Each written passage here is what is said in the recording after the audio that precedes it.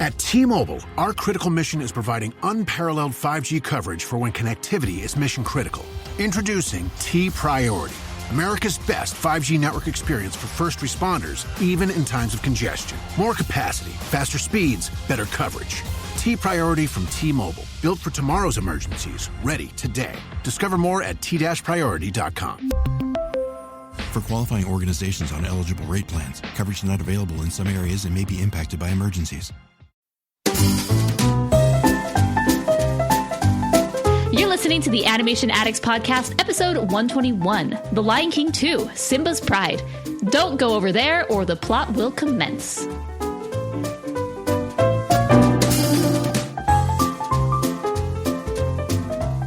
Hello, hello! Welcome, animation fans from all corners of the earth. My name is Mason, and you are watching the Animation Addicts Podcast with the Rotoscopers. The Rotoscopers being us. Rotoscoper number 1, he's a heart rat singer, Mason Smith. He's got 5 fingers. Anyway, that was horrible. Please don't leave. And my please don't turn it off. No, I swear it gets better. Don't go away. We'll try harder. So I'm Mason, your host for today, and I'm here with my lovely co-hosts Chelsea Robson and Morgan Stradling. Say hello. Hello there. Hello, my friends. To you, Bendy. Hello, friends. It's time to play. There's Chelsea the Yodelin, Rotoscoper. Ole, ole-tee. There's Morgan. She's Chelsea's horse. She's Chelsea's horse. Stinky Mason, he's the old prospector. Somebody see my picture. Himself, of course. Oh, the man himself. I already expelled my dog, so she can't be part of the Rotoscoper roundup. All right, so for those of you who are new to the show and wondering what is all this hoop hollering about, we are the Rotoscopers, and this is the Animation Addicts Podcast. It's a podcast brought to you by the wonderful world of animation. So every episode, we review an animated film, past or present. Typically past, because there's not that many new films that come out. Well, maybe once a month.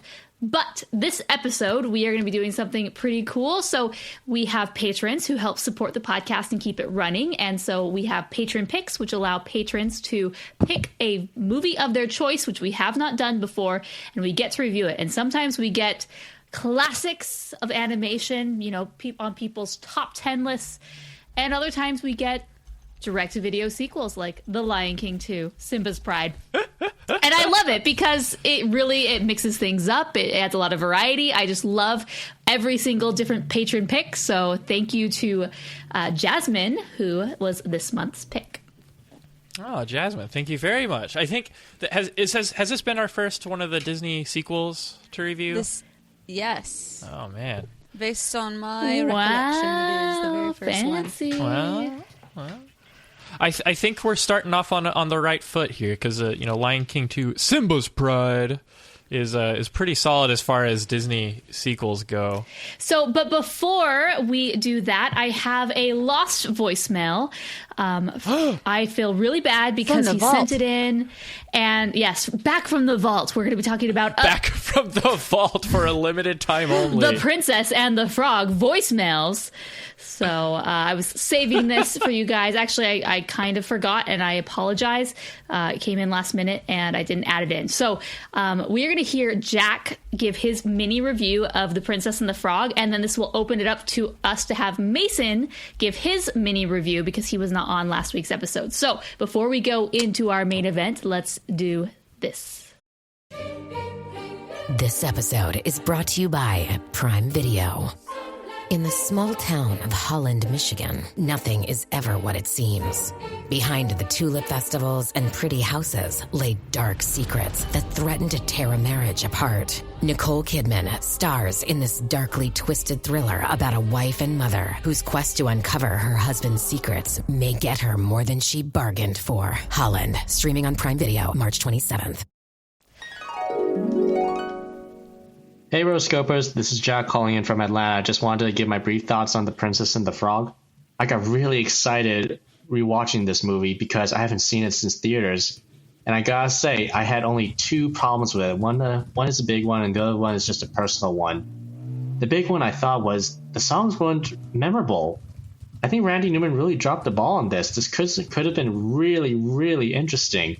It could have had some distinct Louisiana sound. It could have had a really interesting lyrics. But I found it really generic or even mediocre.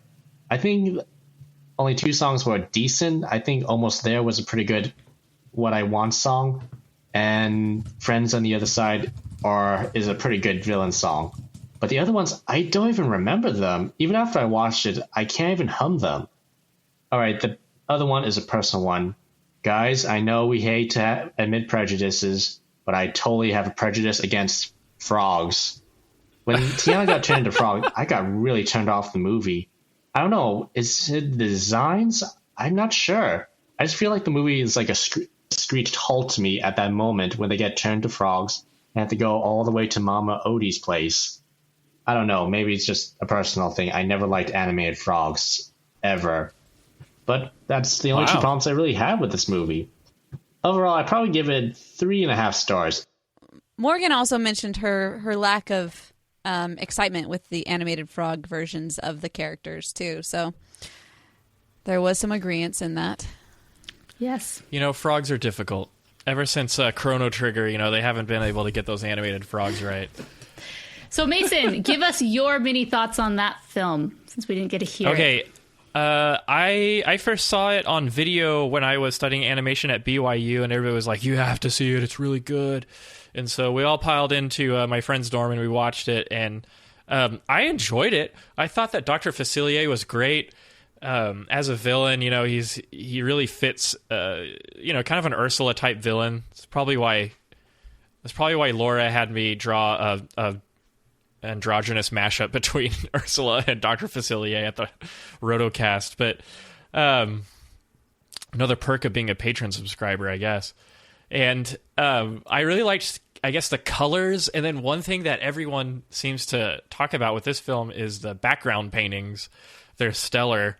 And they really convey a mood and an era. I really liked Tiana's goal to kind of make something of herself and start a business and fulfill her dream. And I really think that fits kind of an American spirit, which is something cool to see in one of these kind of down south of America, Southern America, animated films. I don't know. I'm just kind of rambling here. Overall, I did like it. I would say probably 4 stars, 3.5 stars. Yeah. Very nice. Very nice. If you'd like to see our full review, go to rotoscopers.com/120. You may proceed. Yeah, there's this crocodile that plays the trumpet, and I think he was my favorite part. And then there's these frog catchers that are these degenerate hillbillies from the swamplands. You just really like and hillbillies. I think those were oh, I do. I do. I'm animating a hillbilly for my animation final this semester. Like hillbillies. Amazing. Complete with a fully articulated Adam's apple. That's the key. Oh, fantastic. He watches over everything we see into the water, into the truth, in your reflection, he lives in you. Well, now we are on to the main event. No, we are not. We're on to the main event. The mini main event. Oh, yeah. I proposed a Nerdy Couch discussion quickie. So now that we're finally on the topic of these direct-to-video sequels that we want to happen, I don't know what's harder to name. All the Disney sequels that are out there, or Disney animated classics that don't have sequels. Ooh. I think there's very few that have them left. I challenge you to a wizard's duel on that right now. Right here, right now? Right now. What are you, Gary Oak, just showing up and challenging me when I'm trying to do my business? Go Eradicate! Eradicate died. That's why he was in. That's why he was in Pokemon Tower, Morgan. Okay. That's for our other podcast. Anyway. Yeah, absolutely. Okay, so I know one that for sure does. Okay, 2D animated classics. Okay, 2D animated classics. You may go first. Okay, Snow White for one has never had one. Oh, I thought we were doing which ones do have them. Well, I guess we would. Well, okay. I thought we were doing which ones don't. All right, we'll do which ones don't have it, and that will help lead the rest of the discussion. All right. Okay. Pinocchio does not have one. Okay, Snow White, Pinocchio. Is Chelsea participating in this, or is she just No, an innocent bystander? I'm a bystander, moderating, All right, making sure that the wizards, the wizards magic don't doesn't- destroy everyone like in Skyrim. doesn't go crazy. Okay, let's see. Okay, is there a timer? Oh, Chelsea can keep the timer. Do like a 10-second timer. Okay, Sure. enough Got stalling. it. Princess and the Frog does not have a direct-to-video sequel. Frozen does not have a direct-to-video sequel. Doesn't count. It's not hand-drawn. Oh, 2D. Okay. Then we will go with Fun and Fancy Free does not have a sequel. Oh, the whale that still wanted to sing at the Met. Let's see. The Three Amigos is a sequel. The Three Caballeros is a sequel. So it does not have a sequel. Los Caballeros. Okay, fine. I'll just do another one. Dumbo does not have a sequel. Let's see.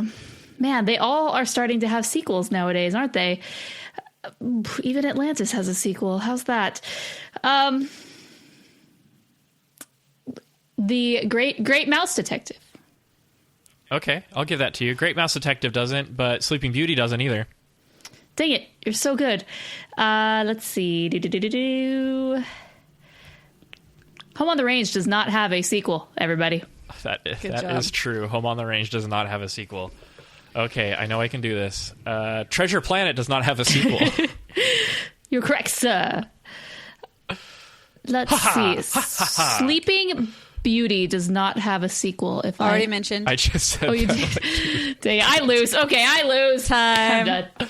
Oh, she forfeit. If Alice only in Gary would Wonderland, forfeit. as Jeremiah Bach in the comments. Oh, that's true. Alice Good in thing I Wonderland wasn't does not have cheating. one. Anastasia Hood. doesn't have one. Anastasia is The one of the Black few Disney Cauldron. princess movies that does not have a sequel. Awesome. Love it. Someday it will. All right, so to your question, Mason. Okay, so here's what I want to propose for a quickie nerdy couch discussion. If you could propose a direct to video, it has to be a direct to video, low budget. It has to be low budget animated sequel to any and all of those Disney classics that don't have a sequel. What would you propose, and could you briefly describe it in one sentence? But it has to be 2D. A synopsis. Yeah, sure. It has to be 2D. All right. You know, there's going to be a sequel for everything in the new CG Renaissance era besides Tangled. There's going to be a new Big Hero 6. There's going to be a new Frozen. There's going to be a new Zootopia. All right. So that's boring. Well, So I'm going to say Robin Hood. Oh, Robin Hood. why would you Robin Hood touch should have a Robin sequel. Hood? Well, because it All needs to right. continue as it is. And The if Aristocats they doesn't had have the one. same... Oh, yeah, it does. Yeah.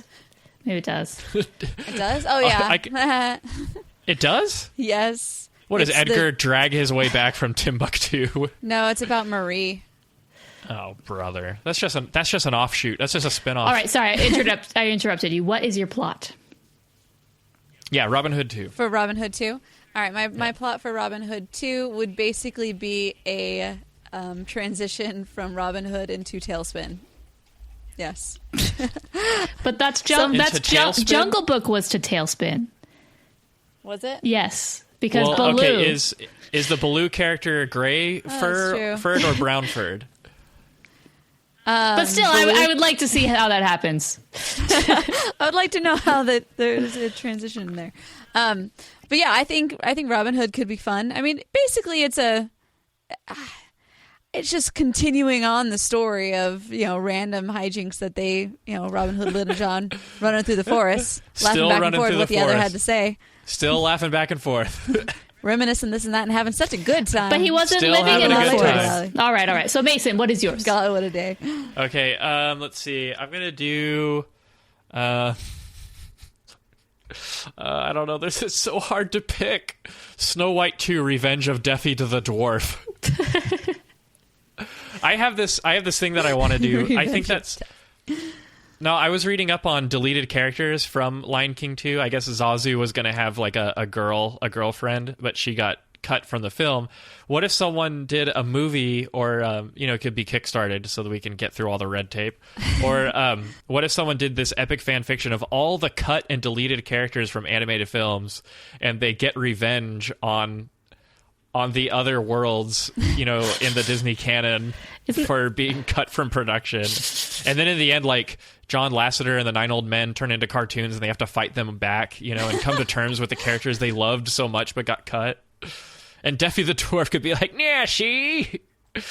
Here's what we're gonna do, fellow rejects. Awesome. Very What awesome. is your mission? Infiltrate Snow White. What about Snow White? I will kill her. Just like on Lion King 2.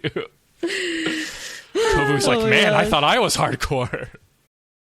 This podcast is supported by Progressive, a leader in RV insurance. RVs are for sharing adventures with family, friends, and even your pets. So if you bring your cats and dogs along for the ride, you'll want Progressive RV Insurance. They protect your cats and dogs like family by offering up to $1,000 in optional coverage for vet bills in case of an RV accident, making it a great companion for the responsible pet owner who loves to travel. See Progressive's other benefits and more when you quote RV insurance at Progressive.com today. Progressive Casualty Insurance Company and Affiliates. Pet injury is an additional coverage and subject to policy terms.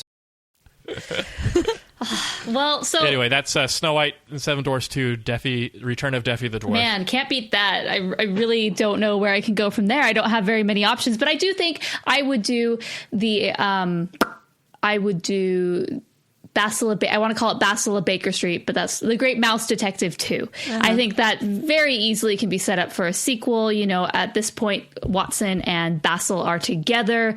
They've had lots of time together, so this could either be set, you know, a few years after the events of the first film, and there's a whole plethora of different novels and different things that you could base it off Sherlock Holmes stories. Very easily set it up for here's another crime, you know, solving. We could have a Moriarty rat instead of Ratigan. Yes, there you go. Yes. What's the little girl's name in Rat Olivia. Mouse?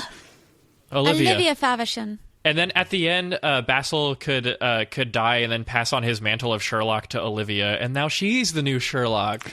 Love it. Awesome. Yeah. So there you go. That's actually pretty crazy. There's only really a handful of films that don't have a sequel 2D. And the 90s were really a reason for this because they went sequel happy basically in the 90s, starting off with The Rescuers 2, which actually went direct to theaters, but then, you know, The Return of Jafar, and so on and so forth. And basically every single Disney movie after that point had a sequel, whether it was good or bad. This one actually happens to be quite good, and that is The Lion King 2, Simba's Pride. It was released October 27th, 1998, direct to VHS in all its glory.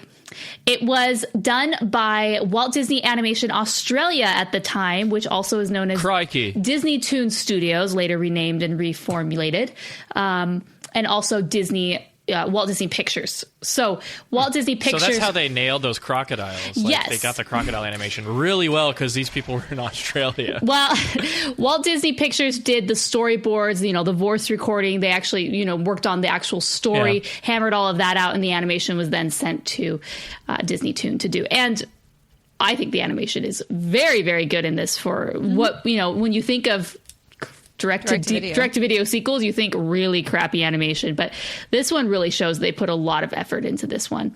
I felt like it was like this curve that went down, down, down as like the executives realized, you know what, we don't have to try that hard on these sequels, you know? But this one... And then we got Pocahontas 2. Oof, yes. As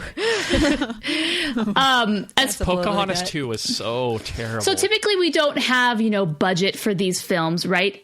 Because that's not usually released, and we don't have box office for the films. However, this did have was very, very successful. They anticipated that it was going to sell around 10, and of course I'm getting all this information from Wikipedia, Box Office Mojo, the internet, bonus features, all of the above.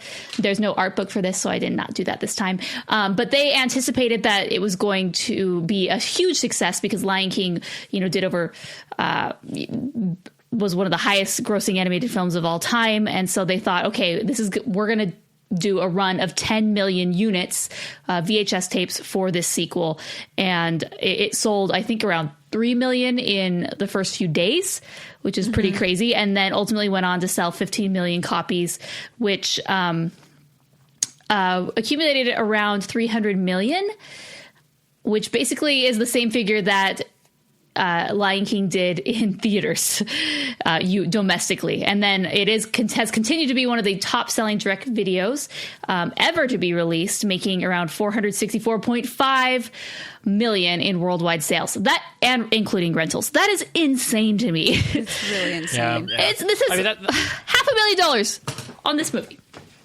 I mean, it's one of the big secrets about these like lower budget animated family comedies. Like, they usually do really well in the home video market. Yeah, absolutely. You know? Yeah. Mm-hmm. Because somewhere out there in the world there is a child who needs to be entertained or they will scream. And their mother or father or guardian figure has to put on a movie for them. It's just a fact of life. And they've seen Frozen for the 700 times already. So they need something else. And so who do they turn to? You know?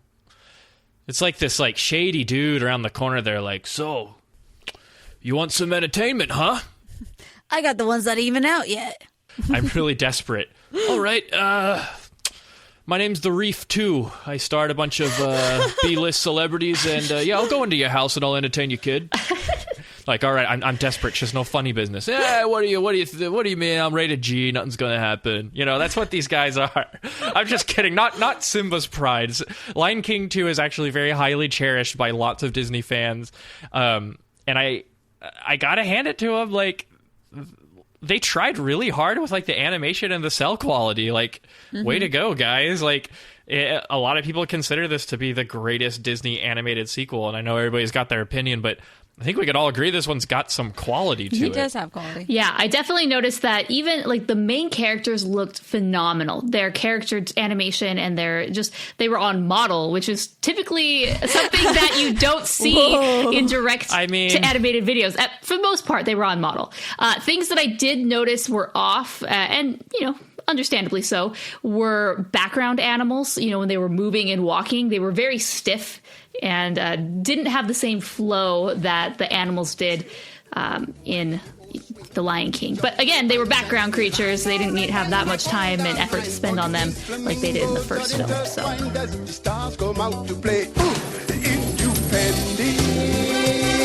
Where the passion fruit grows sweet, and it's so divine that you lose your mind as it sweeps you off your feet. If you Fendi, without a worry or a care, it just takes two to make it true.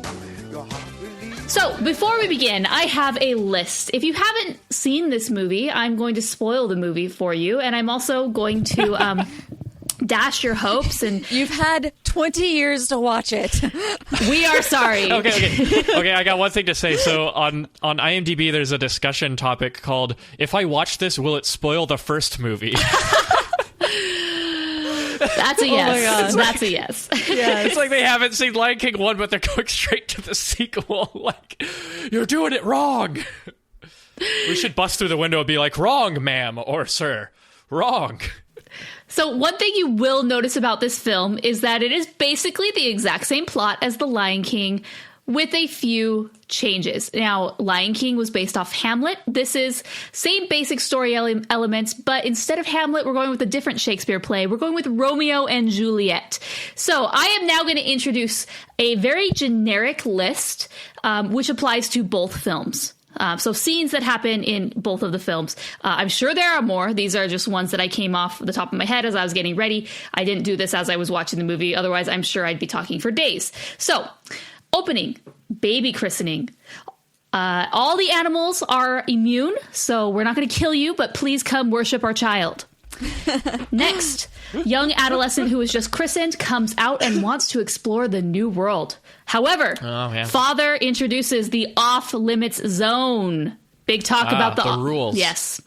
Next, don't go over here, else the plot will commence. Young adolescent ignores and goes into the off-zone limits anyway. This child is also followed by the father's henchman. The adolescent meets the bad guys. Enter escape danger scene. So escape danger scene. Got it. Yes. They had to escape danger in some way, shape, or form. They make it out alive because they are saved by the father. And then there's the you deliberately disobeyed. Yes, father has the talking to moment in a field with the child. It even has the field. And stars. Yeah. All right, keep going. This is great. Villain song in a very strange, obscure place with an army of henchmen. Yep. Yes, with lots of rocks that point up. Yep.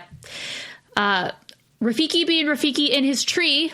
Enter hieroglyphics. Dangerous situation in the ravine. Ooh, that ravine, man. Next, laying in the grass / talking about stars / kings. Next, Rafiki butts in and provides guidance. Next, now these aren't all in the exact same order, obviously, but they are all in the same movie. Friendship / budding romance song with stylized graphics. I get you. So there's the Upendi, and then I Just Can't Wait to Be King. So you're likening those. Yes. No, not Just Can't Wait to Be King. It's Can You Feel the Love Tonight? No, it is not. Because then later we have romantic love song with lions kissing. Right. That's true. Check. Lions kissing. Next, enter massive fight scene. Villain is destroyed, and then back to the top of Pride Rock where we all go to roar. The end. Where we all go to now, roar. Which movie was I describing there? Star Wars Episode 1. Oh, sorry. Star Wars Episode 7, The Force Awakens. Same movie. So, yes. Oh, the Thunder Tube. Thunder Tube Yay. approved. Love it. So that was excellent, Morgan. Thank you. Very, very well thought out and researched. Again, analysis. I am positive there are scenes that I have missed that are duplicates. Please put them in the comments of the show notes, rotoscopers.com/121. I would love to hear your list. So, all right, now let's go on to the movie. Obviously, I was joking, but really, it is the exact same movie. I still kind of like it. I was pretty surprised they didn't do the sun rising and the dude yelping, It was like African yodeling. But, instantly from the very first notes of the film, I got a darker vibe from it. Mm-hmm. And they do stuff like that. It is darker, it's dealing with, some serious issues. If you look at it, they usually show Pride Rock from the left side instead of the right side in this movie, which is the shadowy side. And I don't know if you noticed, like towards the second half of the film, they kind of do that. And so... It kind of has this kind of darker vibe. And then I like the the first song isn't that bad. So it's got kind of this 90s vibe, though. The reason the first song isn't that bad is because it was taken from the Broadway musical, which was released the year before. So there are a few songs in this sequel which are just plucked directly from the Broadway, and I think they're some of the better ones, and they are quite good. That one, He Lives in You, He Lives in You, He Lives in Me, is actually a very prominent song in the Broadway musical. It has it plays quite a number of times, so I like that they included it. Yes, so that is why. That's why it's so good. Some of those other ones, like Upendi, Let Me Break It to You, is not in the Broadway. I know you're missing it, but... Yeah. Sorry, I was laughing at what Princess Morgan is saying in the chat. She had a severe case of misunderstood lyrics with Upendi. Which we will get to. Okay, did you guys notice that, circling leaves and whatnot? And the swirling leaves? I felt like that was kind of like a time vortex thing with Pocahontas. So I was like... Well, that's how the great kings of the past talk to Rafiki. That's how they do that. That's how Powhatan talks to Mufasa, who, yes. I must convene with my lion brothers. Before we come out and slaughter this other Indian tribe. We'll get to that when we do the Pocahontas episode. Hey, did you guys see that it was Rafiki singing up there on Pride Rock? way to go, man. He's like, this is my moment. Yeah, it's like they have to have these... the last film. It's like they have to have these councils, every animal with the door of his tent towards Pride Rock. There's a conference talk in there somewhere. But yeah, I feel like we had, those leaves are very Pocahontas. Wasn't there another movie that we were talking about how, like, where the leaves are kind of... I felt like it was Tarzan or something, where, like, the leaves mean something. I don't know. There was one of those... Maybe you're just thinking of Lion King 2 years ago somewhere. I don't know. Somewhere. It's all about those leaves, man. The passage of time and the voice of the spirits. Then we got Kiara, who is officially the most unsung and little-known Disney princess ever. My hospital stay would have cost $25,000, but with VA healthcare, it's free. My education would have cost $42,000, but with VA benefits, my books, tuition, and housing are all covered. The down payment for my home would have been $74,000. But with my VA home loan, my down payment was $0. My service was then. My benefits are now. Get what you earned. Visit choose.va.gov. Not all veterans are eligible for the type or amount of benefits mentioned here. Does it count that you're a Disney princess if you're only in a sequel, one of the direct-to-video sequels? That I goes bet all back the to other our- princesses are like, oh, she's direct-to-video. There's definitely a hierarchy I here. think her mom would They're be... like Mean Girls. Her mom would much rather be higher on the princess pantheon than Kiara. I think Nala is a much better character. Kiara was very whiny, and her voice actress I didn't love, unfortunately. Which one, young or old? Young. Okay, which is like, I'm Kiara. And I loved how they had to like push the princess thing. I feel like in the original Lion King, they weren't like Prince Simba. I mean, they did talk about you'll be king one day, but they didn't refer to him like directly as a prince. well, Zazu like tells him he'll be a pretty pathetic prince indeed. Well, yeah. I feel like in this one, there was a lot of princess Kiara, princess. We love princesses. Princess. Yeah. Measure up to who you're supposed to be. Yeah, you're supposed to be a princess. Just like Princess Fiona. Kiara turns into a were-tiger at night. It's a curse. Anyway. All right, so like Morgan talked about, we go into the Outlands stuff, and it's so confusing. It's like, yeah, you never go to the Outlands, Kiara. Why? Because they're a group of lions that we hate, and we're not going to explain to you why we hate them. We just hate them. Yay, hatred. We're great parents, aren't we, Nala? And Nala's just like, yeah, you're great. This is awesome. We are adulting with hatred. And then we're instantly in the, Timon, Pumbaa, keep an eye on Kiara. Never mind that Zazu is 10 times better at babysitting than y'all. Like, he has he's in the sky. He can see everything. Let's send the dumbest people to save Kiara. And then 10 seconds later, Pumbaa almost kills her. Yeah, let's be honest here. How come they're not banished? Yeah, Simba is not Mufasa. He still has his frat bros living with him. He can't get over it. Yes, he's still prolonging his childhood. Exactly. Nala's like, where are you going, Simba? He's like, I'm gonna go play Call of Duty with Timon and Pumbaa, man. Like, hey, I noticed that we're out of Doritos and Monster Energy drinks. Could you pick some up for me? We're gonna be really busy. This is Simba in this movie. Now that's the sequel I want to see. Yeah. Maybe Kingdom Hearts, there'll be an Easter egg. No, he's seriously just living with his old bros. Oh my gosh.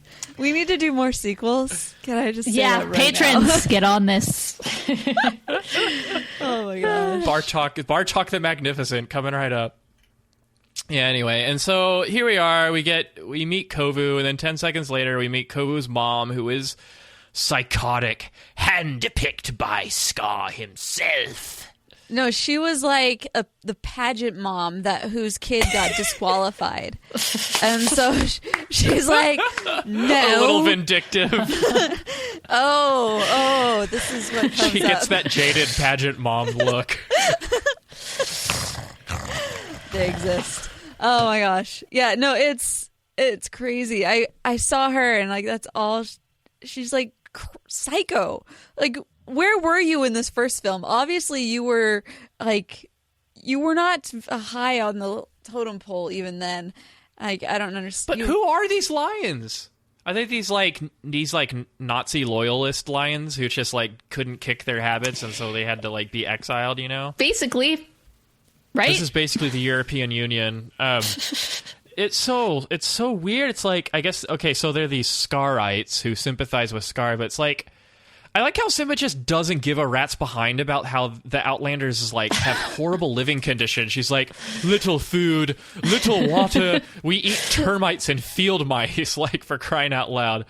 It's like Simba he just skirts it. He's like, you know what happens when you invade when you come back to the Pride Lands, and then they imply that the penalty is death. So she's like, okay, eat Kovu, you know, and then like it's so weird. And then 10 seconds later, Simba's like, don't forget, he's like, don't forget, Kiara, we are one. The whole "we are one" spiel coming from Simba is a load of crap, because, like, here's a guy who was banished himself wrongfully, and Timon and Pumbaa got banished. They're both outcasts. Like, there's no sympathy for these lions. I don't know. I guess because Simba wasn't really banished by the people who counted. That's true. Well, I guess because Zira is such a psychopath, it's probably for the best that they kind of go out to pasture. They're all crazy. We don't need them. We don't need them to reproduce. Let's just put it that way. They're, at least her genes, not working out so well. So let's let survival of the fittest, and you're going to try to survive over there. Well, here's the thing. I'm not exactly sure how this whole royal lion works. Like, is this where the females take the head? Because generally there's only the one male. I mean, do they just, like, I don't get it. I don't know. There's all sorts of weird discussions on, like, the inbreeding aspect of lion prides, like with this film specifically, and I don't even want to go. This is what happens when cousins marry. There we go. So let's just skip to Kovu, because it doesn't make sense that he's not just Scar's son. Like, that's like makes the most sense, right? No, wasn't he? At one point, he was supposed to be Scar's son. Yeah, so right? originally he was supposed to be Scar's son, but Eisner changed it because he thought, okay, well, if he's Scar's son, that makes him and Kiara first cousins, and that's not okay. Which, let's be real here, it's the animal world. It doesn't really matter. It doesn't matter, okay? So I'm assuming he thought that there would be some uproar about that. But for me, I personally would have preferred him to be Scar's son, because then that gives him so much more drive and motivations, rather than I was handpicked by Scar somehow. But I don't know where I came from. But then he kind of like Kylo Ren, like, he's always turning to Scar, like, I got to be like Scar, got to be like Scar. You know, if he just would have been the son, it would have been a lot better, I think. So that was a miss for me. Just make him son. Don't worry about it. They can fall in love. Yeah, it definitely it turns without Kovu and having that aspect of him, like wanting revenge because Scar was his father, then you wouldn't have Zira, who is the villain. And in this film, I guess you have to have a villain. Otherwise, Kovu's just like, oh, I don't care anymore. Yeah, I'm a good lion. The end. Roll credits. Well, also, fearless Astrid Hofferson makes a great point. In the original film, Simba and Nala are technically half brother and sister, because guess what? There is only one male lion in a pride of lions. Yeah. Basically, I know we like to think that his wife is his one and only, but they're all his wives, basically, and they're all related. This is called polygamy right here. Yeah. Oh, lion polygamy. That's just the way it works. It happens in the animal world. Kingdom. It's the animal kingdom. So, hey, no one had a problem with that, because they didn't make it a big deal. Something they didn't tell you in Zootopia. Yeah. Something they didn't tell you. Oh, man. Oh, well, for the sequel. Well, here's the thing. Like, it's just so weird, because, okay, Kovu, the whole time, it's true, you always wonder, where in the world did Kovu come from? Like, basically, Zira is the one. It's like, okay, why would Scar, of all the kids, choose not his son? Like, yeah, clearly he didn't have one. Yeah, he didn't have one. He didn't get to mate. Nuka. Mufasa was like, heck no. We're going to take care of this right now. And all the lionesses were like, nope. He's slimy. Anyway. All right. Let's move on from this conversation. Let's talk about into the PG-13 realm. I like it. Next episode will be Fritz the cat. Anyway. So let's talk about Kovu, voiced by my favorite Jason Marsden. Oh, that guy who was from that one show. Yes. Oh, yeah. Also, Thackeray Binks, Max from a Goofy movie. He has such a great voice. I am totally in approval of him voicing yet another Disney character. Oh my gosh, it's like a Goofy Movie 3. Like, Pete's like, what is your mission? To infiltrate the Mickey Mouse Club, or the House of Mouse. And what will you do about Mickey? I will kill him. That's right. At the end, Goofy's like, Maxie, come home. Come home with me and Mama. Dad, I'm so confused. It's like a struggle within me. Help me finish it. Anything for you, Maxie. It's just the scene from episode 7. I should be a writer. Anyway. What were we talking about? Yes. I don't even know. Okay. Don't even care. This is what happens when cousins marry. All right. So, any other things that you'd like to talk about in this neck of the woods? Basically, the elephant graveyard version of this story, where they are escaping from crocodiles. So scary. And then they have the big confrontation of the two clans. What do you think of the villain song? A far cry from Yes. Be prepared. Yeah, very far. I can't even sing any. I can sing a lot of these songs to you, surprisingly. Some of them are actually really good. That one, nope, it's already forgotten. Zira's got some brutal lyrics, though, man. She really has blood on her mind. Here's the thing. Okay, the half-brother or whatever brother, Nuka. Yes. And the other sister, or whoever that other girl is. Completely indoctrinated. Like, those two, I didn't understand at all what their problem was, other than they're, like, inbred and well, crazy. they were trying to. That's another thing I forgot. Basically, enter their version of the hyenas without being the hyenas. Right. You know, there's those one's the super ridiculously goofy character, the other one's pretty cutthroat. So he was trying to be like Ed, and the other one's supposed to be like Shenzi, basically, or a combination of Shenzi and Bonsai. But they were just, you know, additional fodder to push the scene along. Yeah. I liked Nuka. Oh, I don't know if I love Nuka or not. Hey, it's Haley Steinfeld. When everything requires your attention, it can be tough to figure out what to prioritize. But I'm here to talk to you about something that you should always put first: your breast health. In fact, if you're 40 and over, you should be getting screened once a year. And if you're under 40, it's never too soon to visit yourattentionplease.com to learn about your breast cancer risk. So go on, pay the girls some attention and take the time to find out your breast cancer risk at yourattentionplease.com. Trust me, your future self will thank you. I think I like him a lot because he is clearly at a disadvantage and really he's trying so hard. And that way he's somewhat endearing, but he never stands a chance. And so ultimately when he does die, you kind of feel bad for him. Yeah, because he just wanted to impress his mom, who never gave him a chance. Yeah, talk about shallow end of the gene pool. Like, this guy is a muddy puddle as far as genetics go. Oh, well, he even looks like his voice actor, which I kind of appreciate. Yeah, there were a couple moments where I really thought, I was like, oh, wow, you really do look like Andy Dick. Yep. He did. So there was one part during the villain song where he was like, did this whole thing, and I was like, wow. Yeah. There you go. Yeah. Okay, so can we talk about the beeper joke? Oh my gosh. That reference was short-lived. The beeper joke.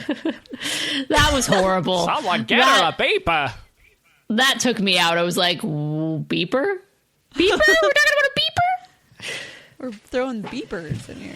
Cool. Oh, dear. Yeah, that's so 90s. It's like, it's a device that tells you when you're getting a call because we haven't figured out cell phones yet. Which doesn't even make sense in this animal world to even bring that up at all. One thing I love so much about The Lion King is that it has very little pop culture references. Mm-hmm. Very little. It has some, I guess. And that makes it timeless. And that's why it's my all-time favorite 2D animated film. But this one just feels like... I don't know. They were like, okay, what did we like about Nathan Lane's character and Pumbaa in the first one? Okay, well, let's just ramp it up a little bit more, you know? Mm-hmm. Instead of we love the farts of Pumbaa and the jokes of Timon. The farts of Pumbaa. That was a blast. Oh, sorry. Not you. But anyway. Okay, so they grow up, and Kiara grows up to be a princess, I guess, and then Kovu grows up to be an extremist, terrorist, cold-blooded killer. Well, he's like this little which is sleeper kind of cell. disturbing. He's like, what kind of training is this? It's not training. It's fun. I know, he's completely militarized. It's scary. And hold on, can we rewind back to her? Basically, it's her coming out, right? Is when she goes on her first hunt, and boy, does she suck at hunting. She was not very prepared, even after the fact when Kovu's training her. Like, he's teaching her things. It's like, this is like the first time she's ever heard some of these things before. I'm like, Simba, you did a bad job. I guess Simba doesn't hunt. Let's be real here. It's the lionesses. Sure. But all of her polymoms did a bad job. Yeah, no kidding.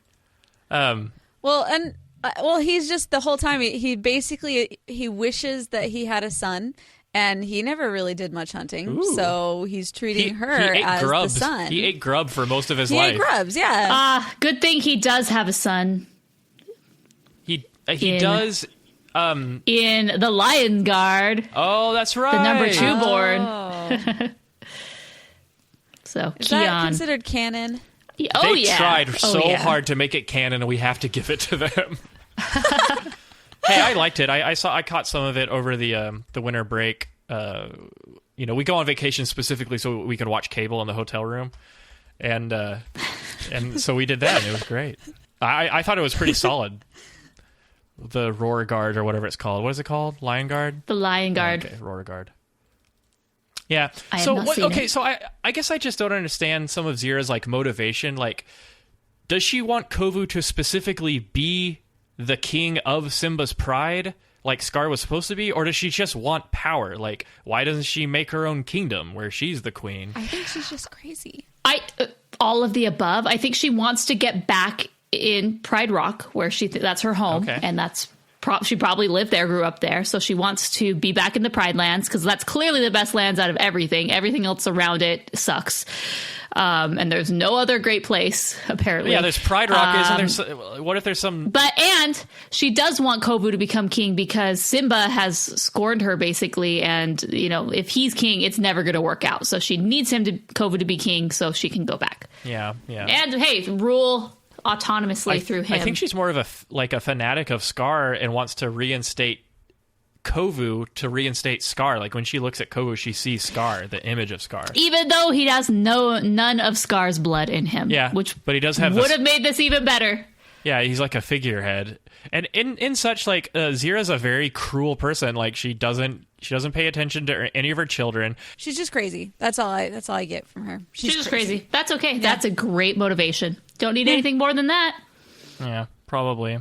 So they come together, and of course, just like in... Oh, here's another thing.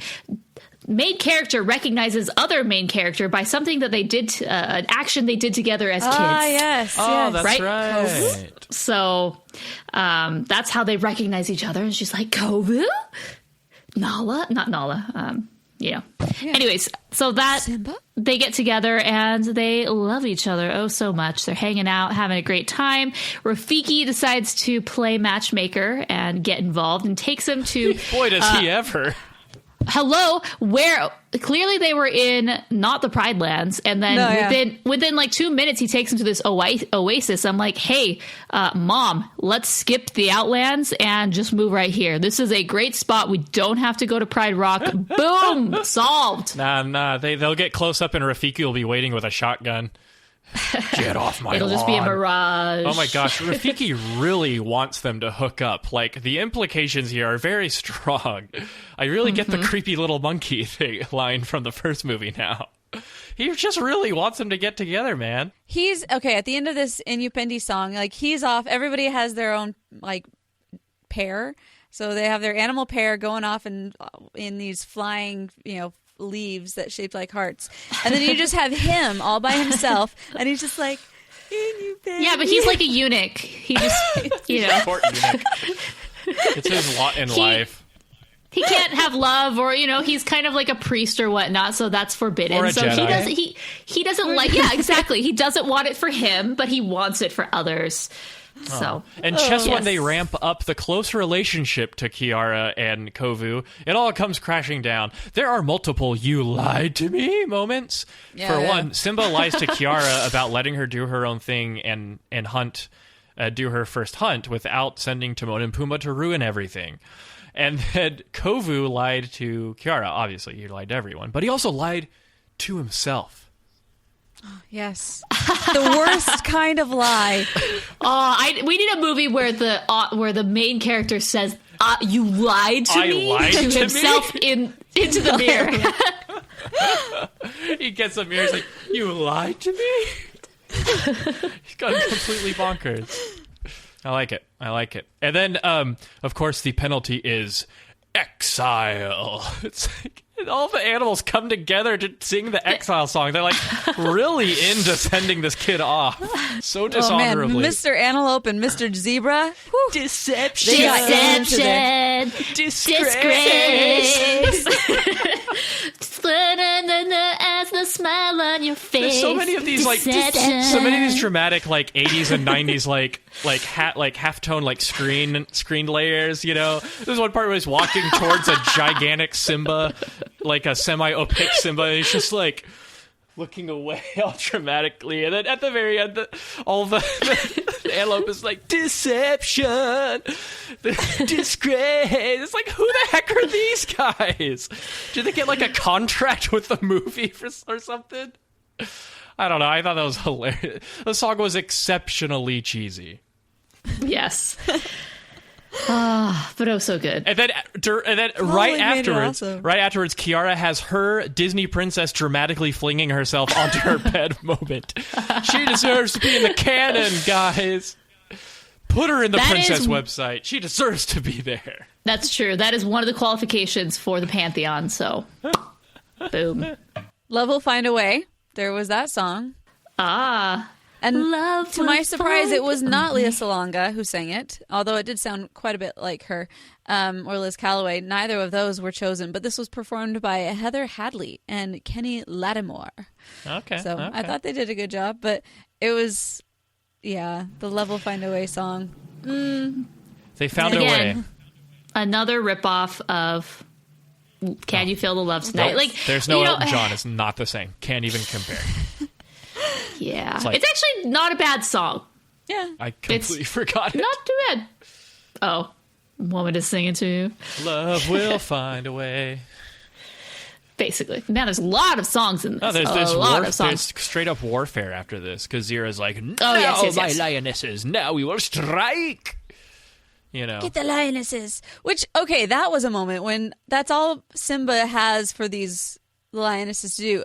Assemble the lionesses. It's like, okay, Nala is the only one that you actually like hang out with, and then all of the other ones like are the secondary wives, and they just that's all they do is they're the fighting wives, I guess. I don't know. It's really strange. That would be a sweet reality show. Fighting wives. Fighting wives. The wives of MMA fighters. Who also fight each other. Who also fight because they're also MFA fighters. And are lionesses. Real Housewives. Are you a forward thinker? Then you need an HR and finance platform that thinks like you do. Workday is the AI platform that helps propel your organization, your workforce, and your industry into the future. Workday, moving business forever forward. Yeah, this I actually was in tune with the movie and really invested, but this last part I was kind of like, okay, let's fight and get this over with. Let's fight and get this over with. All right, we all know that Zira's going to go rogue and try to kill everyone, and I okay, so here's a really interesting thing. I don't know if you look up on the trivia and stuff and like behind the scenes stuff, but the film was originally going to be a lot darker. Like Vitani, the little girl, her early name was going to be Shetani, which means devil in Kiswahili. And then Nuka had a much darker death. Instead of saying I tried, mother, or something like that, he says like I tried, at least now you notice me, or something like that, like something really tragic. And then but the best part is, and I wish they could have kept this in, is that Zira was originally gonna let go of the cliff herself rather than accept Kiara's help, so she effectively commits suicide. Yeah. And if you look on the cells where she falls down, she has a big grin on her face when she falls to her death. Go back and watch it. It's true. And so I think that's a little bit of that left over. Or she's such a scar enthusiast that she is so excited that she is dying nearly the same. Well, she's such a fanatic she's like, that's who Mufasa died, not Scar. Yeah, Scar actually didn't die by falling. I saw this on like an official website recently, and I was like, no, you're wrong. It was on the live action Jungle Book trivia, which is often wrong. He died by hyena death. He died by hyena. Yeah. And so hopefully this changes Simba's like attitude of like savages, barely even lions. They're different from us, which means they can't be trusted. And Kiara's like, how loud are the drums of war? You know? Are the roars of war. The roars of war. That was from Princess Morgan on the chat. I totally stole that from her, but... Anyway. So and then there's rain, the healing rain to make everything better. And then everybody goes off and roars. I love how Rafiki just gives them the staff shake of matrimony. It takes about 5 seconds. It's like super expedited at Pride Rock. Oh, you want to get married? Okay. Well, he does have a lot of them, so I'm sure these happen all the time. He's like, all right, Simba's like, Rafiki, make us legal. But yeah. Oh my gosh. Well, so that's the movie, guys. That's the movie. Simba's Pride. Or as our document says, Simba's price. Simba's price. I'm updating that. The price he paid was exile. Deception. Disgrace. Oh, it's great. It's great. And then they have a rousing round of We Are One. We are one. Harmony. Now all it's not of an the episode lions, without Mason. They are living in harmony. Oh, yay. Seal it with a thunder tube. All right. So should we rate it or go into our voicemails? We'll just go into our voicemails and then rate it, because there might be some questions in here that prompt us to answer more things. All right. First one is from Daniel. Let's go.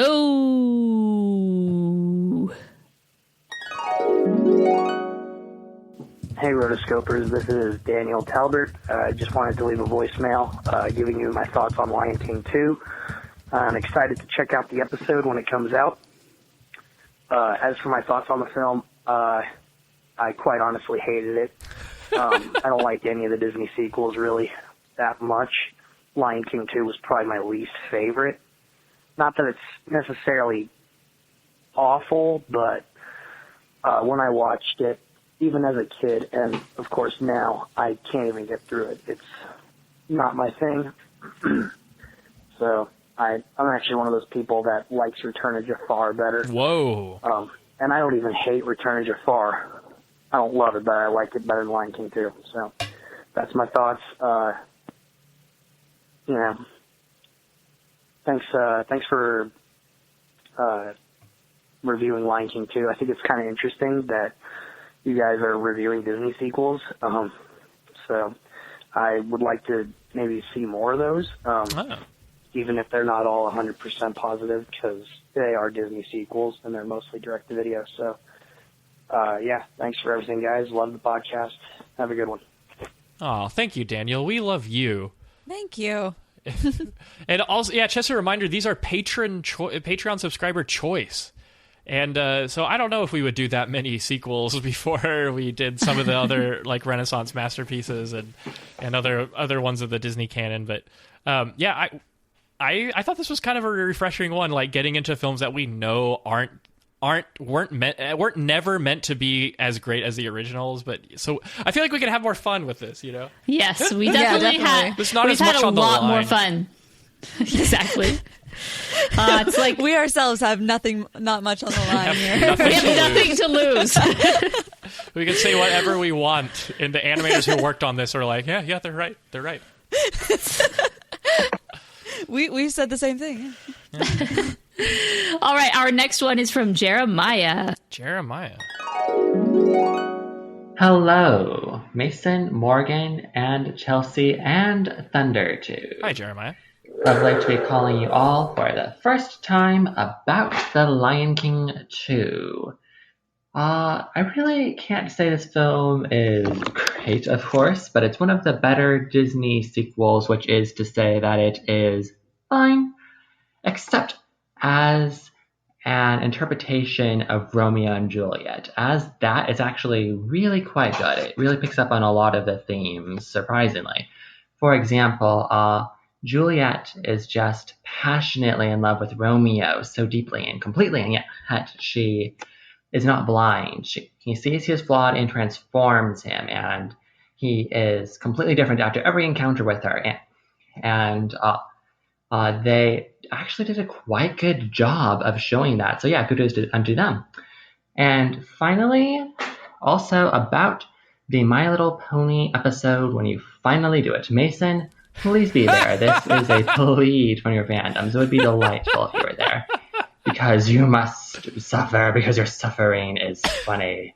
And it won't all be suffering. It's really lovely to look at, especially considering it's flash animation, which is hard to do. The characters are delightful. It's funny, so thank you guys for what you do. It's such a lovely podcast. Talk to you later. Yay, Jeremiah. Hey, I think this is the first time is this the first time he's done a voicemail with us? I've never heard Jeremiah. Jeremiah, you little bullfrog. Thank you so much for calling in for one. You're spot on with the Romeo and Juliet vibe. Like it totally has that forbidden love thing. I think someone was making comparisons to Anakin Skywalker and Padme Amidala. So that kind of it's got kind of that vibe too. So yeah, definitely. Okay, so My Little Pony. We have actually reviewed a My Little Pony production. We just never made it available. It's in the vault. It's in the vault. We did a commentary that you play along with Equestria Girls, the first movie, and so I have actually been exposed to My Little Pony: Friendship is Magic. Though I watched Equestria Girls, which is kind of off canon, like it's kind of this weird spin-off and stuff. So anyway, let's see. Fearless Astrid Hofferson is saying Twist in Time was much better. Well, thanks for your recommendation. I'll have to go and Cinderella see that now. I personally actually do have a favorite My Little Pony. I don't know if anyone knew this, but Cracker Jack. Pray tell. Wait, what's her name? Cracker Jack or Applejack? Applejack. She's my all-time favorite, so much so that I don't even know her name. It is My Little Pony, but Applejack is my favorite. Please draw a Cracker Jack pony. That would be amazing. I do love Applejack. Just like. I know for a fact that she is an alcoholic and that she needs help, but we made a lot of alcoholic jokes with Applejack in that commentary. That's true. I just like her because she's from the South. If you would like to get a hold of this commentary, we will release it to the patrons. Yes. Either as if we don't have time to do a Rotocast 1 month, we'll release that, or we'll find a way just to let the patrons have it. We have a few. We have Frozen one. We have Equestria Girls and Home on the Range. Yeah, we should delete the Home on the Range one. Quite a mix of the Home on the Range one. We should have done ones that we had all seen millions of times. Then we would be prepared. Instead, it was just me going, "Oh, that's cool. Oh, that's cool. Oh, that guy's evil. Oh, she's cool. Oh, that looks cool. Oh, it's done. Oh, okay. Oh, it's the credits. Oh, that's cool." Yeah. But the Frozen one is good, and the Equestria Girls one is good too, mostly because of my initial reactions.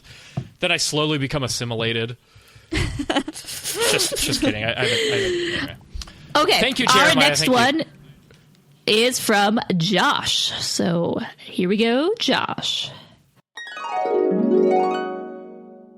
Hi, this is Josh, and I'm here to give my thoughts on this movie and ask you guys a quick question about Zootopia. So first, my thoughts about this movie, which have to be it is a wonderful successor to the very famous Lion King, which had to be very hard for Disney back in those days. And I would have to say that my favorite character would have to be Zero because of how beautiful she's drawn and how well her movements are drawn and created as well. And my favorite musical number from this movie would have to be My Lullaby because I truly do miss being a baby and being that young for people to sing me lullabies.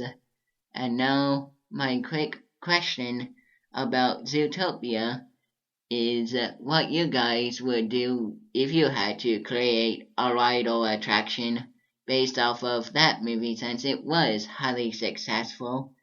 So this is Josh signing off, and I can't wait to hear this on your podcast this coming Tuesday of next week.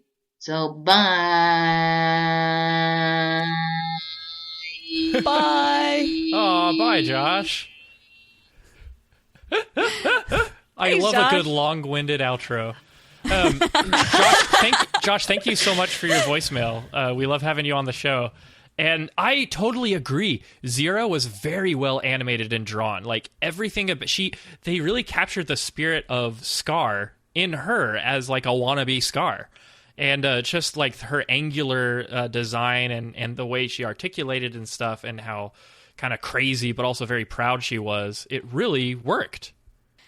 And as far as the Zootopia, if I were to create a ride, that one was hard. But I think some the sort of chase after Weaselton. Yeah, it would be. Yeah, I think when they go into the treehouse part, I think that was probably one of the coolest. I don't know. Maybe I'm just a huge Swiss Family Robinson fan, but I really like tree houses and jungles. So I think that have something to do with that as they're like being chased through all of the rogue animals. I think it'd be fun. All right, our next one is, we have two more. One is from Sarah, and then another one is specifically for Mason. But first, Sarah. Hi, Rotoscopers. It's me, Sarah, again, and I am here to leave a voicemail for your Lion King 2 Simba's Pride review. And let me just say, Mason, glad to have you back. Just lost my train of thought, sorry. I really like the sequel. Like, some of my early childhood memories of me watching The Lion King 2 Simba's Pride, and it had Mulan in the previous, I forget what else. Gosh, this came out in 98. I would have been 5 years old. I love this movie mainly for the music. The plot's kind of hokey, but I like the music. Yeah. I'm a big music person. And it's just a really solid movie. And I want to know what your guys' favorite Disney sequels are. Mine's probably Lady and the Tramp 2. I can hear a lot of people hating me right now, but that's my favorite Disney sequel. Anyways, I'll let y'all go. Bye. Love you. Aw, we love you too, Sarah. Aladdin and the King of Thieves, all the way. Best sequel ever. Don't make me launch into the preview, everything that I remember. Follow the trail of the 40 thieves. Your father is trapped within their world. That would be a problem. But it is. It is a problem. It's the best one. Okay, Rescues Down Under, does that count? That one was theatrical. Yes. Okay, I really like Rescuers Down Under. Being a mom, used to watch that a lot. It's a good one, too. Man, there's lots of good ones. This one is actually pretty good. I don't think I'd make this my favorite one. Oh, King of Thieves. That one, so good. You don't stand a chance against the King of Thieves. It's so good. I gotta go back Chelsea, and see you said Return to Jafar. I said you mean? No, she said King of Thieves. Okay, good. Yes, King of Thieves it is. I think it was Jared. I would never have said... It was it was Daniel who likes Return to Jafar. Yeah. It's such a good one.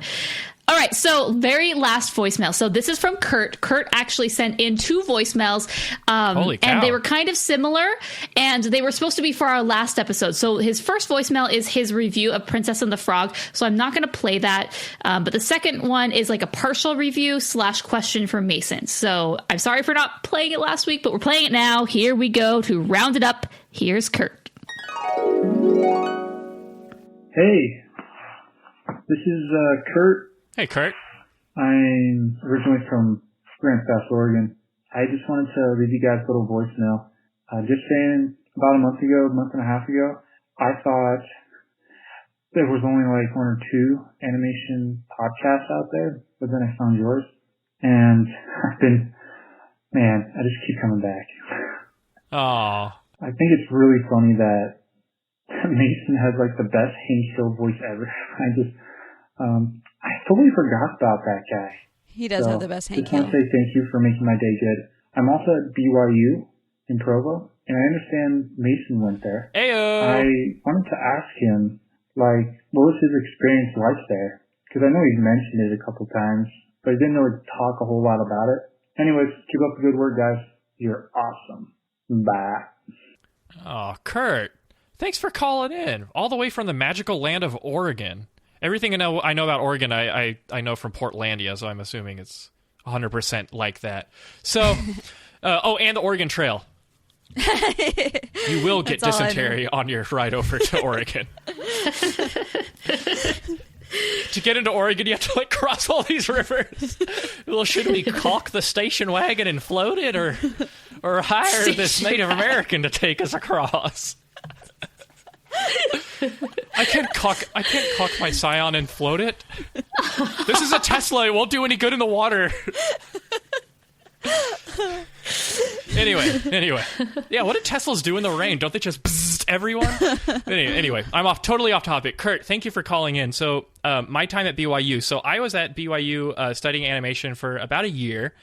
And long story short, I did very well in pre-animation. And as it turns out, that program is extremely competitive. It's like getting into an Ivy League school. And I did not make the cut the first year that I applied, and rather than wait another year to apply again, I transferred to A&M, which for me, and this is just for me, turned out to be a better opportunity and better program for me. But BYU Animation is such an incredible animation school because you go in, once you get in, and it's hard to get in, you're basically put on a production crew for their student films. And they get the whole program to do it. And while in my program, it's a little less informal and a little more student based, the faculty do have a big part at BYU Animation helping do. From what I understand, they manage the pipeline and the rendering and things like that. And so I had a great experience taking 2D hand drawn animation with Cynthia Hogan, who animated on Aladdin. She was the lead for the Sultan, I believe. And also, I got to do my own hand-drawn pencil test with the old flour sack. And then figure drawing at BYU was also very educational for me. And I got to... And that was where I kind of got my start as an animation addict. And so that it's kind of weird because I did find A&M, which in my opinion is a is a superior program for the industry, but BYU is still a great school and a great animation school. I want to know what you're studying. Oh, we're not on the phone. He just sent a voicemail. I think he's based on the other voicemail. He's pre-animation or wants. Oh, very to be. Cool. Yeah. Well, draw. Indeed. All right, so let's wrap it up with our reviews. What would you rate this film? Oh, man. I would give it I don't know where to give it. 3-star or 3.5 stars? I'm going to give it a solid 3. I'll give it 3.5 stars. This is a Disney sequel, and it tried really hard, so 3.5 stars from me. I'm going to give it 3.5 stars. That's where it feels good, feels right. The songs, half of them aren't so bad, half are meh. The animation is quite good. The story, while almost rehashed, is able to do it in somewhat fresh of way, which is so strange because it's the exact same thing. Yeah. But I was entertained. That's the big thing, is that I was entertained by the story, and I think it really is the Romeo Juliet sort of thing. So 3.5. Also, let us know what you guys decide in the comments. Well, Ninja Girl Sakura 1 gives it 4 stars because she adores Kiara. Jacobs 06 gives it, let me count the zeros, 100,000. That's over 9,000! 100,000 over 5 stars. Good times. So it's a pretty high rating.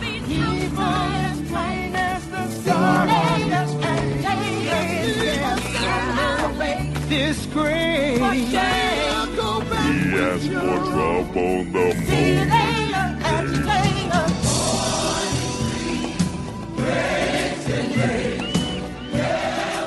Well, guys, thank you so much. As we have been discussing in the comments below, it looks like we're probably going to skip over Ratchet and Clank. If y'all don't mind. If y'all don't mind. Yes, we held a Roto Council with all the live chatters. If you join us live, you get to have a say. So you can have a say if you're a patron, and you can have a say if you are part of the live crew, which is the Roto Council. Everyone, thou hast been dubbed Roto Council. And we were talking, and basically I said, hey, everyone was like, what about Lion King? Or what about, there was a bit of a miscommunication on my part, because we were going to do Lion King 2 this episode. And then I texted everyone. I was like, hey, Jungle Book is coming out. Let's push things back a week and let's do the Jungle Book. And so everyone was like, yeah, that sounds awesome. But I didn't actually tell anyone, like any of the listeners, and didn't promote that. And then a few days ago, we got a text, and then it was all confused because I thought we were doing the animated Jungle Book. Mason thought we were only doing the live action. And then it's still on the website. On the website, it said Lion King 2. So I said, okay, at this point, we already have 1 million voicemails. Let's keep Lion King 2. Anyways, long story short, I don't think anyone really cares about Ratchet and Clank. Everyone is begging for us to do Lion King 2. So I think next episode... Yeah, dude, it's all about Jack and Daxter. Let's do a double episode. So, guys, I'm putting a lot of homework on you, Chelsea and Mason, but I think you're up to the task.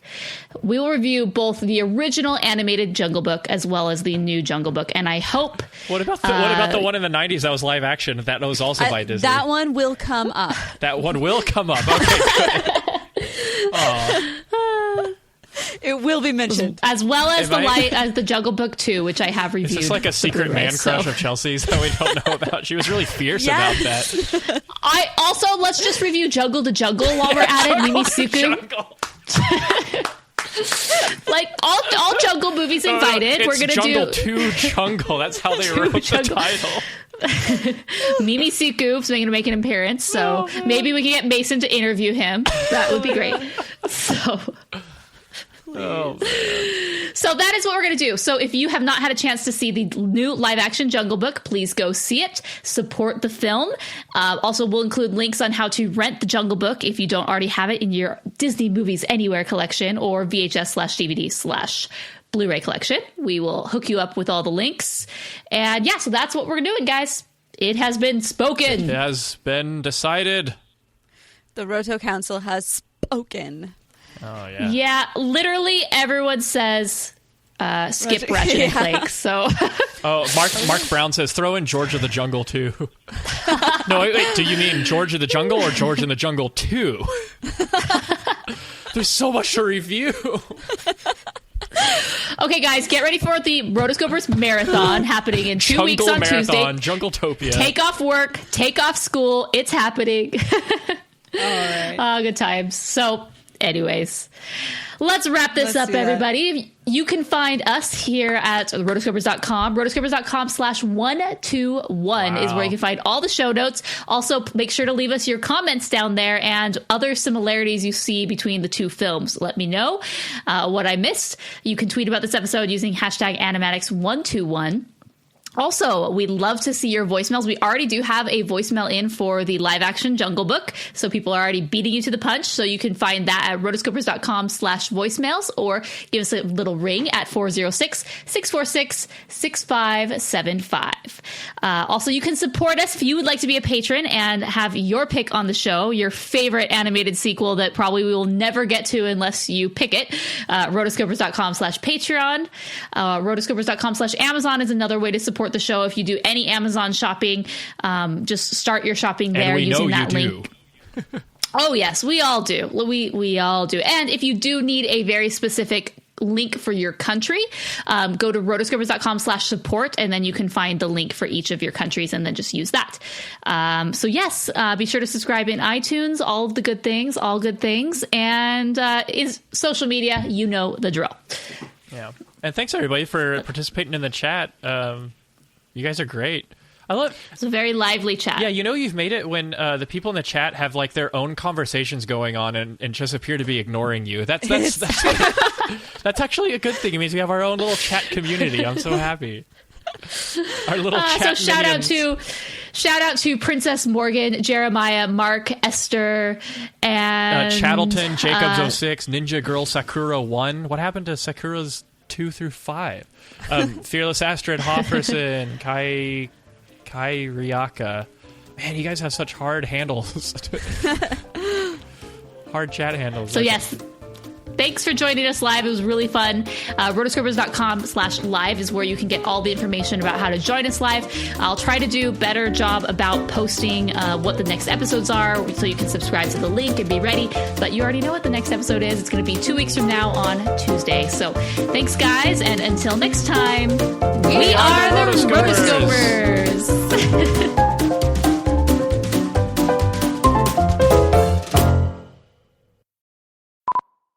What's with the countdown?